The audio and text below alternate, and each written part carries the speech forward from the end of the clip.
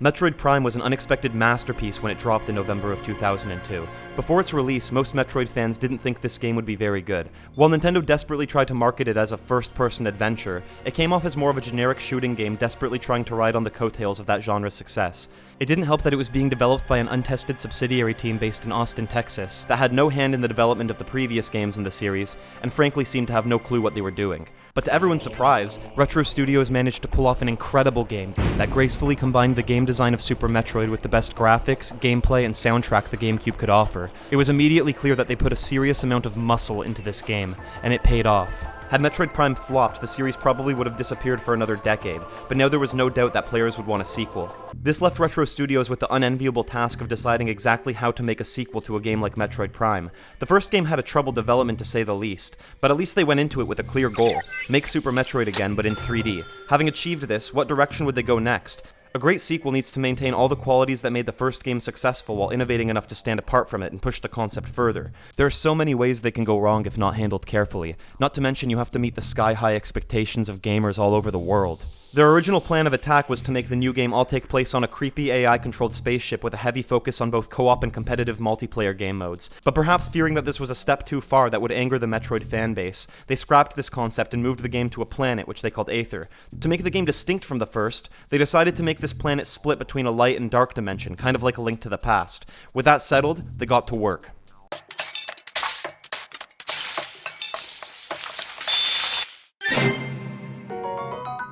When the game finally came out under the title Metroid Prime Echoes, the results were disappointing. The game got great reviews, but not as great as the first. It sold pretty well, but not half as much as the first. Also, the hype around its release, despite the fact that Metroid Prime had been a complete knockout punch, was weirdly low. I don't remember people freaking out about the upcoming release of Echoes like they did with, say, Halo 2 or Twilight Princess, but I do remember getting the game, playing it for a while, then putting it away. And I certainly wasn't the only one who treated it that way. The prevailing opinion of both fans and critics at the time was that it was pretty good, but not as good as Metroid Prime. Recently, though, that view seems to be changing. There's been some rumbling on the internet about how Echoes was actually a near-perfect sequel that was misunderstood at its time. I've even seen some pretty reasonable arguments suggesting that it's actually better than the first game. It's great to see people warming up to this game years later, but better than the first game?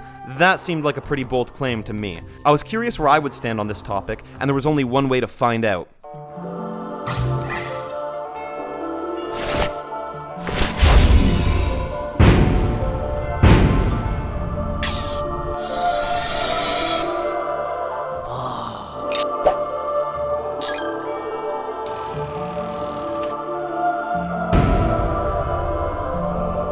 So here's what I did. I beat the first game, then Echoes, and just for good measure, I mopped up corruption as well. You know, pretty standard, pretty basic stuff. Day in the life for a guy like me. With my scientific fieldwork complete, I concluded that while I really enjoyed Echoes more than ever and thought it was a great game, it still has a lot of major shortcomings that hold it back from being a great sequel. It made improvements in some places, but it also made major mistakes in others, and it blatantly failed to fix a few of Prime 1's biggest issues. In this video, I'm going to explain why I believe Echoes is not an ideal sequel and Prime 1 is still the better game. But before getting into that, it's worth exploring a few things the game did do to improve upon its predecessor. First of all, Echoes takes a better approach to difficulty than the first game. What's funny is, many critics at the time complained that this game was too hard, but in hindsight, it's plain to see that the difficulty curve was actually a huge improvement. Metroid Prime was extremely easy almost all the way through. Even the big freaky bosses who took ages to kill were unlikely to actually kill you before you finished them off. In fact, it's quite easy to play through all of Metroid Prime without dying once. That is, until you get to Phazon fucking Mines. Here, they decided to crank up the difficulty with no warning. You can save your progress once at the start, and then you go through this long gauntlet of labs and hallways without a save station in sight, being put up against the first enemies in the game with the firepower to actually kill you. It all ends in this room, where the door to the next save station is locked, and then you're ambushed by this little jackass.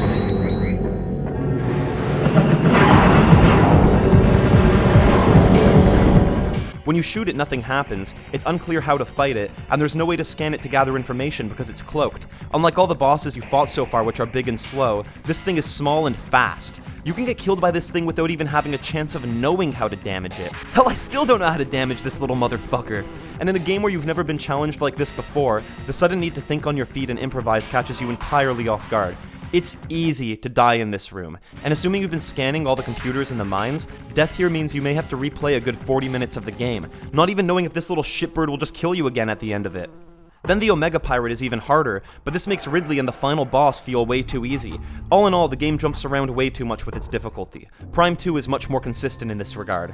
Right at the start, the first bosses are pretty tough and you may actually die to them. They're not unfair though, and you'll beat them by persevering. By challenging the player early this time, Retro teaches players to approach combat with caution, so you're never blindsided by a difficulty spike. Because of this, the bosses in Echoes are generally more fun to fight than those in Metroid Prime. Prime 1 also had a pretty severe backtracking issue, where the game will lead you to one place and then force you to go all the way back the way you came. Magmoor Caverns is basically a straight line that you have to run through again and again and again to get from point A to point B, and it definitely gets repetitive fast.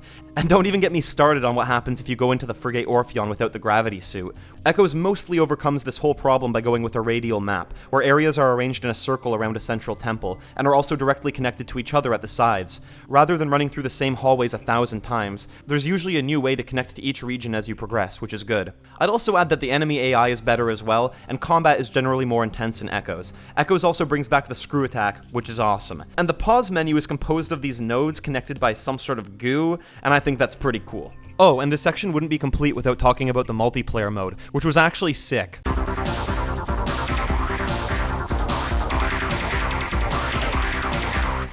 Like, yeah, it wasn't exactly game-changing and didn't hold a candle to games like Halo, but it was still a cool addition that my friends and I had some good times with. My only complaint about this mode is that if you play it before beating the game, it would spoil the new beam weapons, but as we'll soon see, this doesn't really matter. Anyways, given all the improvements to the game's difficulty and overall design, we need to see how they stack up with common issues players had with Echoes. Only then can we determine if it's actually a good sequel. When I first played the game at launch, I remember having 3 main issues with it, and unlike critics, difficulty was never one of them. Replaying it again now, I realize that till this day I stand by all of these criticisms. They're as annoying today as they were back then, and they stop Echoes from being a great sequel.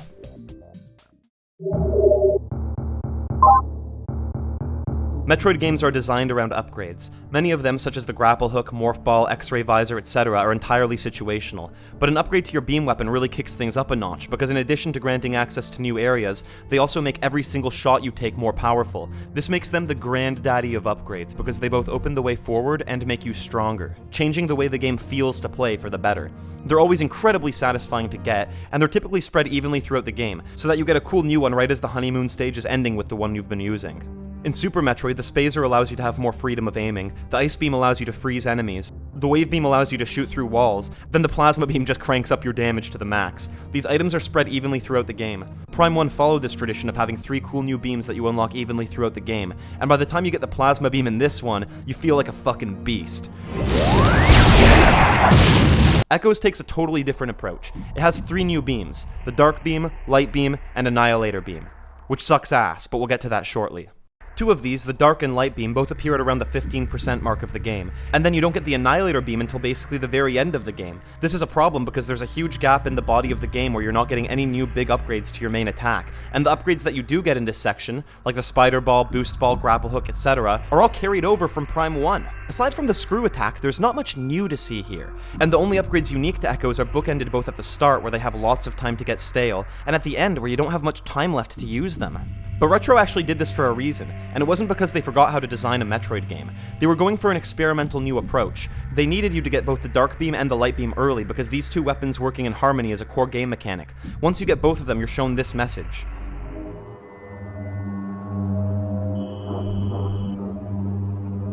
So that's the premise here. You get both weapons early, and you get ammo for one of them by killing enemies with the other. This concept could have been interesting, but it's poorly implemented for several reasons. First of all, right off the bat, it's blatantly misleading. They forget to mention in this blurb here that in addition to enemies, destroying boxes and crates also gives you your ammo back. You might argue that players should figure this out on their own by experimenting, but that argument falls flat because what you're supposed to do in this case is extremely unintuitive.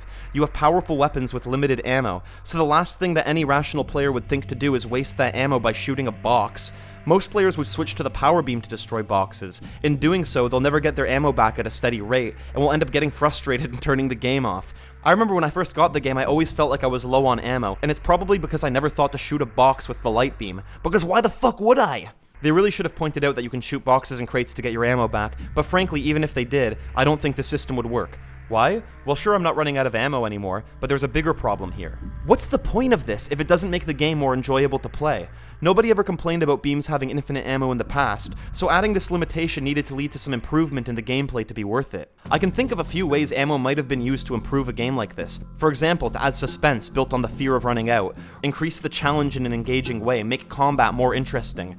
But none of these really land. I'm never on the edge of my seat wondering how I'll get out of a tight sitch without running out of ammo, and the only reason I dread running out is because it's annoying as fuck, and the game gets less fun when I can't use my cool weapons. You know, if I run out of ammo, it's just gonna make spongy enemies take longer to kill. That's the only thing I risk here. Even without running out, this system adds nothing to the game. You're never strategically swapping between weapons in the heat of combat in some fun and engaging way to maximize your damage while conserving your resources. In fact, every fight plays out in the same way. Just use the weapon the enemy is weak against, every single time. Light beam in the dark world, dark beam in the light world, every time. Oh, ammo's getting a little low? Okay, shoot boxes. That's as far as this thing goes. This missed opportunity to make this system interesting also applies to the bosses as well. Yes, the boss fights in this game are a major improvement over Prime 1, but since the rest of Echoes didn't do anything interesting with this ammo trading concept, this could have been the place to do something with it. For example, take a look at this flying fuck over here. You shoot it with the light beam until you run out of ammo. Now, what would have been interesting is if there were lily pads around the arena or something that you have to shoot with a dark beam to get your light beam ammo back, splitting your attention and forcing you to evaluate when it's safe to shoot the boss or when it's time to switch guns and get some more ammo. But no, here's what happens. When you run out of light beam ammo, you just keep attacking the boss as if nothing happened. Then when it releases its babies, you kill them, which you have to do because they're attacking you, and they drop more light beam ammo. As long as you're fighting the boss, the ammo just sort of replenishes itself. So what's the point? Just give me infinite ammo and let me blow this thing's brains out. There would be no difference in the fight either way. The fundamental issue here is that they threw away the satisfaction of getting new weapons steadily throughout the game in favor of this system that doesn't go anywhere at any point. The whole issue is made worse by the fact that when you finally do get the last weapon, the Annihilator Beam, at the very end of the game, it's a total fucking piece of shit. Here's the Plasma Beam. Here's the Nova Beam from Prime 3. See that? That's what a final weapon looks like. Here's the Annihilator Beam. So, let's get this straight.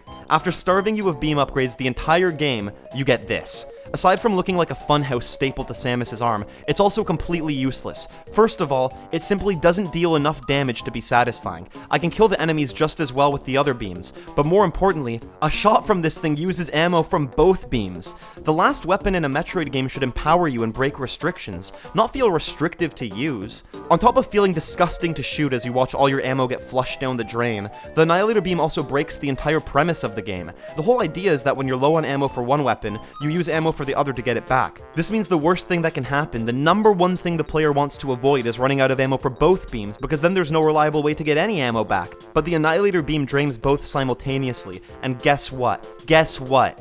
It's a rapid fire weapon, so it just opens up the tap and drains ammo for both these guns way faster than either of them would ever drain on their own, and it doesn't dish out nearly enough damage to back that shit up. So, there you go. Obviously, I consider this ammo thing an experiment gone wrong, and I think Retro did as well since they scrapped it in Corruption, and it never returned, not even in Samus Returns, and hopefully it never will return. With the benefit of hindsight, here's how I'd fix this situation. First of all, give the beams infinite ammo, okay? I don't think that requires much explanation. Give the player the Dark Beam first. This would make them feel like a badass in the light world, but it would be completely useless in the dark world, which would make the dark world feel more threatening and dangerous, almost like a horror game where you have to sneak past enemies instead of engaging them. Then, give the player the light beam around halfway through the game. Now they can dive deep into the dark world and actually start killing these fucking things, changing a threatening environment to one that can be conquered. And then maybe just make the Annihilator Beam a little less ugly, more damage, infinite ammo, and there you go. Instead, the result of what they pulled off here is an endgame that feels more dissatisfying than any other Metroid game I've played. You really know they messed up a Metroid game when you're fighting the final boss with a shitty weapon from the start of the game. 15 years did not change my opinion one bit. This ammo system still sucks balls. Another complaint myself and many others always held about this game is its gloomy atmosphere. Lots of grays, browns, and blacks. This actually could be used to argue that Echoes has a better atmosphere because it's more consistent with its theme, while Prime 1 jumps around, well, a lot. But that jumping around between vastly different biomes is actually one of Prime's biggest strengths. And Anyone who's played Metroid Prime will tell you that landing on Talon 4 is one of the greatest moments in gaming history. It's one of those moments that resonates in your soul forever after playing it just once. This deep, glorious music swells in as the rain falls gently over the forest and trickles down your visor. You step from your ship, see a myriad of doors and crevices to explore, and you're ready to take on the planet and get lost in the game. Oh my god, get out of here, it's just insane. This is how you kick off a video game. But while the beautiful music and immersive visuals alone would be enough to make this great, what makes it really stand out is the juxtaposition from what came just before. Moments earlier, you had been exploring the eerie frigate Orpheon ship in space. It starts off creepy and weird as you find a slew of dead bodies and disturbing biological experiments. Then the tension snaps in the middle when you fight the Parasite Queen, leading to an intense escape sequence. Evacuate immediately. Evacuate immediately. You've hardly learned how to play the game, and you're already being forced to move full tilt through this freaky ship in 2 minutes before it explodes. You have a genuine chance of getting slammed with a game over screen if you're too slow, so you feel pressure trying to make it out alive. Therefore, when you do land on the planet, you feel like you've escaped danger and can now take matters into your own hands. It went from tight, narrow hallways to these open green canyons where you can move at your own pace and see what's to discover. Sheer relief enhances the beauty of the moment. Moments later, you'll find the lift up to Chozo Ruins, an abandoned settlement in the mountaintops above. The mystical music of the rainforest below is replaced by more of a creepy, haunting synth that later turns into a steady groove that has an almost detective-like sound.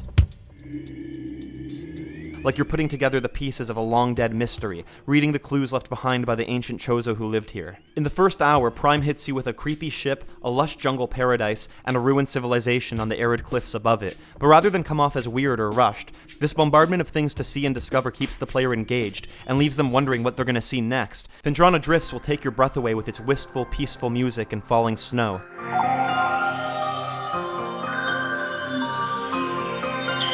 The brilliance of this is that you think the area is peaceful, so you're taken off guard when you find the space pirate lab here and are dragged down to this nightmare-fuel pit of despair.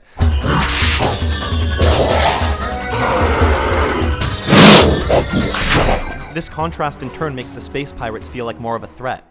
Echo starts off in a dark, dusty cave, which opens into a dangerous, unforgiving wasteland. Then you get to Torvis Bog, which sure it's the rainforest area, but it still has that dark, bleak tone. The place that stands out the most is the Sanctuary, mainly because the music that plays here can only be described as a straight banger. But it's also dark. In general, compared to Prime 1, there's an obvious lack of variety here, not to mention light and color. And when combined with the fact that so much of Echoes is spent in the Dark World, which looks almost the exact same no matter which of the 4 biomes you're in, the game feels desolate and somewhat boring compared to the first. Echoes needs that juxtaposition, those major chords, those moments of light that make you feel uplifted before plunging back into the dark and spooky haunts of the game, but they never come. Corruption would later strike back, hitting you with that staggering variety and beauty that was a hallmark of the first game. This leaves Metroid Prime 2 feeling kind of like the emo middle child of the series, and while some may like the consistency of this darkened world, I don't think it's nearly as visually or emotionally compelling as what the other 2 games in the series pulled off. In Metroid games, exploration is paramount, and variety is used to differentiate areas and keep the player curious. Even Super Metroid, with the relative limitations of the Super Nintendo, was loaded up with it. Here are 4 rooms from across that game. And here are 4 rooms in Metroid Prime. And here are the 4 literal opposite corners of the map in Echoes.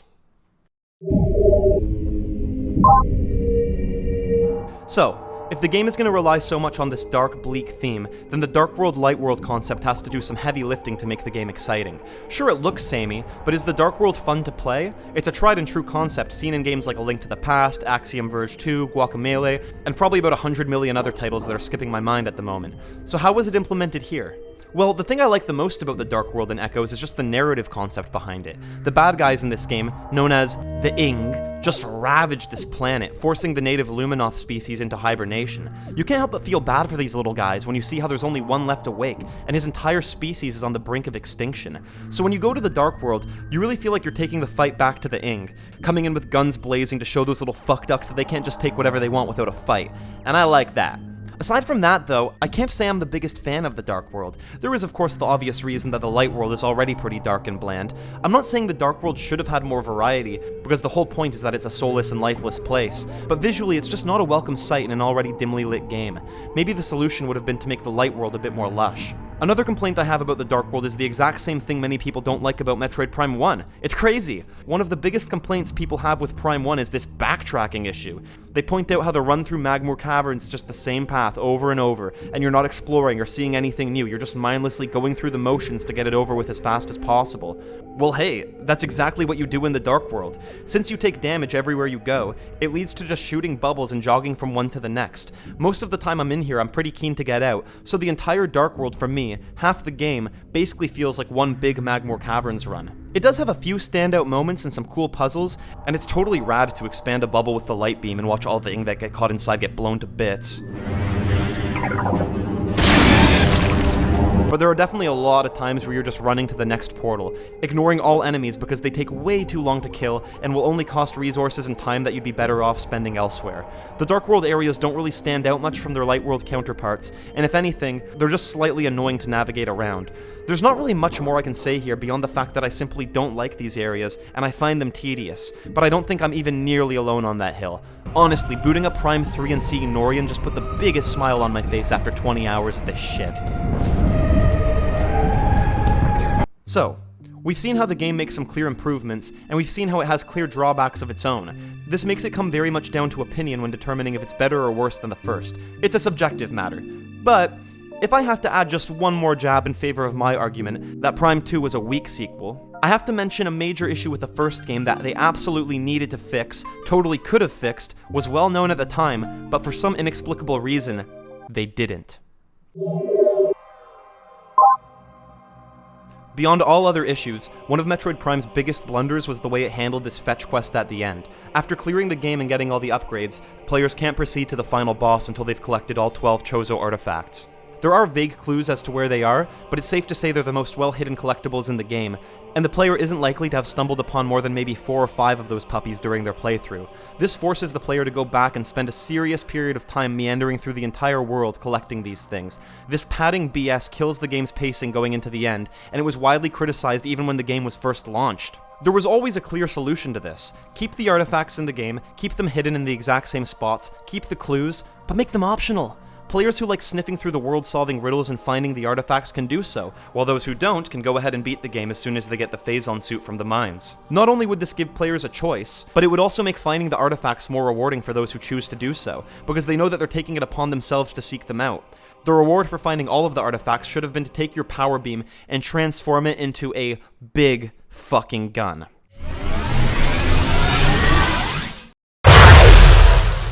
A game that did this perfectly before Echoes came out was Majora's Mask. You can beat the game with only a small fraction of the collectible masks, but players who went out of their way to find every last one of them can trade them all in for the Fierce Deities mask, which turns a challenging final boss fight into a complete joke. This is a cool idea because it rewards diligent players for the time they invested in the game.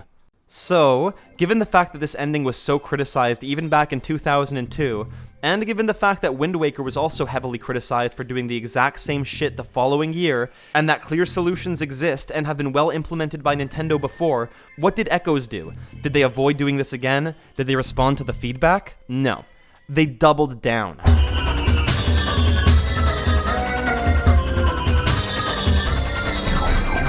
Rather than fix this, Prime 2 went the other way and fully committed to another big and mandatory endgame fetch quest. They made it significantly more confusing, tedious, and longer, showing that they blatantly didn't learn the biggest lesson they needed to take away from criticism.